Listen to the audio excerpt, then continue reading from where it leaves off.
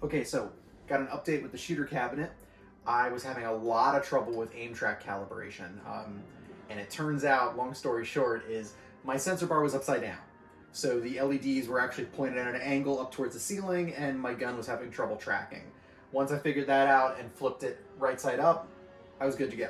Just note that the double stick tape that comes with most of these sensor bars is the bottom of the light bar, so it wants to be put on top of something. If you're sticking it upside down on something, then make sure you put your own double stick tape on the top of the sensor bar and stick it this way. That way the LEDs are pointing towards your gun and not away from your gun. Now tracking is actually pretty great.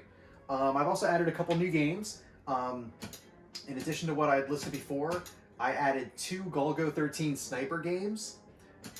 They're in Japanese, but it gets the point across. They're a lot of fun. And I added Space Gun, which a lot of you recommended, and that's great. I love it.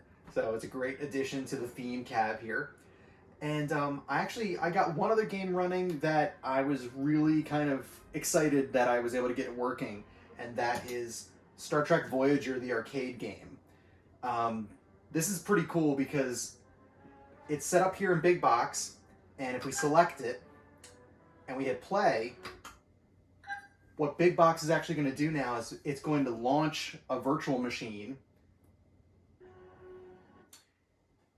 And there's the VM starting up. This VMware is running a 32-bit version of Linux. And this Linux operating system is going to post. It's going to boot up. And that virtual machine is going to auto start the Voyager game. And then we've got Voyager running. I had to tweak the VSync settings a bit because it was running really slow. It wasn't actually the speed of the machine. It's just some weird VSync settings that it's got in there. So I'm going to do a little gameplay here. Welcome aboard. It does work with both aim tracks.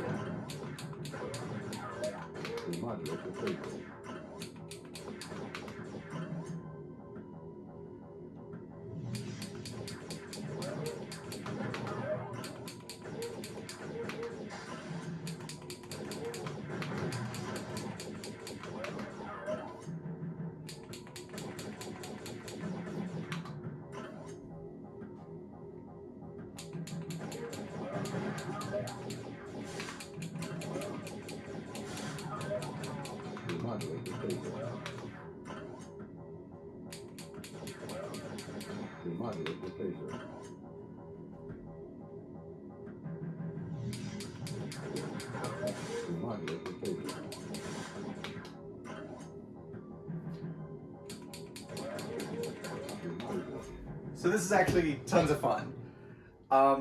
So another thing that was really great is that the existing exit button that would normally get us back to our front end will actually, it'll shut down the virtual machine and get us right back in the launch box. So no messing with any weird settings or jumping out of your front end, or we're right back into being able to play any of our other emulators. There was one other thing that I had to update, and that is the switches that I put in to enable and disable the aim track recoil.